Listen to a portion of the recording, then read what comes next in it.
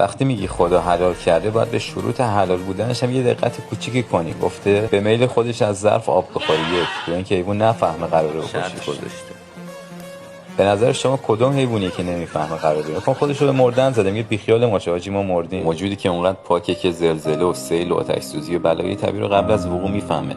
علم هنوز نتونسته زلزله رو بفهمه چند ثانیه قبل از وقوع، این یه رو قبل میفهمه.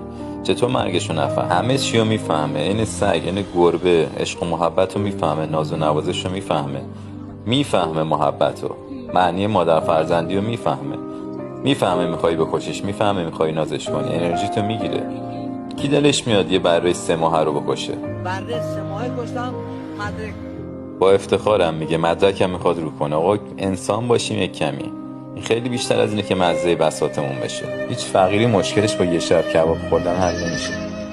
مادرش رو